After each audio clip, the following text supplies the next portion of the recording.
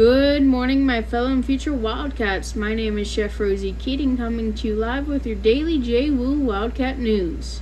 Today I'll be demonstrating how to do a few different knife cuts for you using carrots and potatoes. Today we'll be going over the julienne, batonnet, and brunoise. First we will be going over the julienne, also known as the matchstick cut. It is a 1/8 of an inch by 2-inch cut. To prevent you from accidentally cutting yourself, you're going to be taking one side of your carrot using the claw method with your hand. The claw method is simply allowing your knuckles to be adjacent to your blade. Holding the piece down, you're going to cut one side of the carrot completely off, making it nice and flat. So that way it's not moving, and then we're going to continue to do the same thing with the other sides, making it into a square.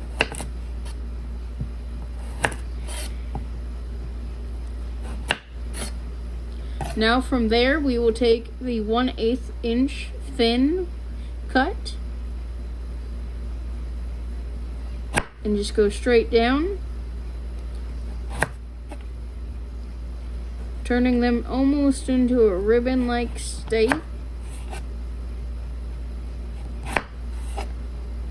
And again, please be using your claw method just so you're not cutting off your fingertips.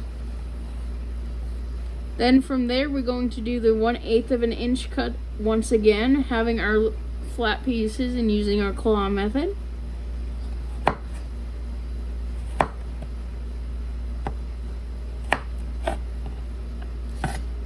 And there you have it. This is the julienne.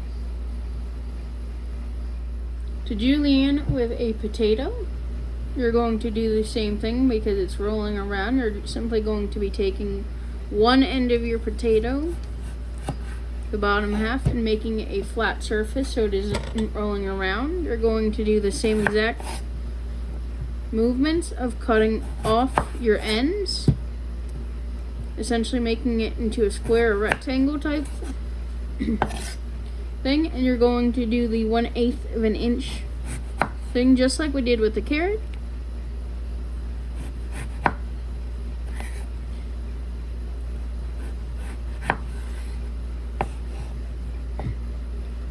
And you're going to be about that thin, and you're going to repeat the process.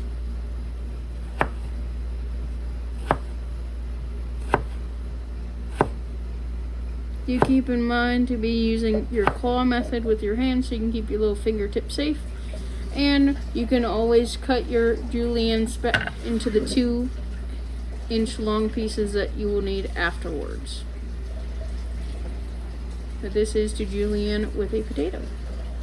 Next I will be showing you the batonnet, also known as more of a veggie stick. It is 1/2 inch thin by 2 to 3 inches long. Same method of cutting off one end and then cutting off the others just to make it nice and flat. You're going to go, instead of 1/8 of an inch, you're going to go about 1/2 inch thick and repeat the process.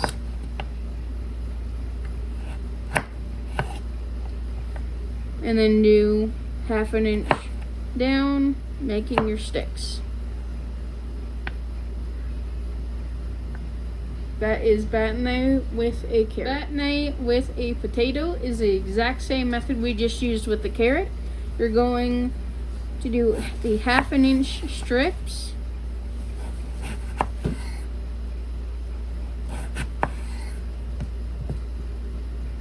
And with a potato, they do stick a bit more, so you're able to stack slices up a bit easier. Just make sure you have a very sharp knife. Be careful using your fingertips. My knuckles are against the blade. That way they're completely out of the way. And this is your batonnet with a potato.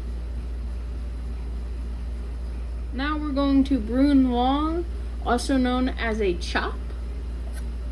With the same method, a brunoise is 1/8 of an inch by 1/2 inch essentially making tiny little cubes.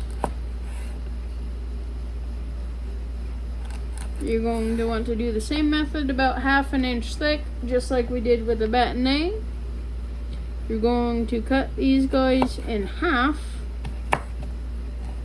and then line them up. To get an even cut, you're going to want to adjust them to the side of your blade so they're all lined up perfectly even.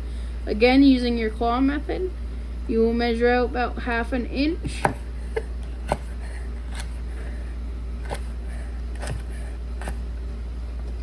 And then this is your brunoise, also known as a chop with a carrot. It's your brunoise with a potato, great for stews when you're wanting to make a bite-sized piece. Same method of just 1/2 inch thick strips.